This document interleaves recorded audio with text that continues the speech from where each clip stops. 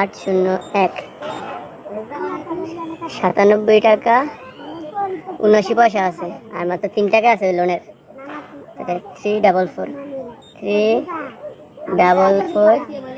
8 9 444 98 98 93 0987489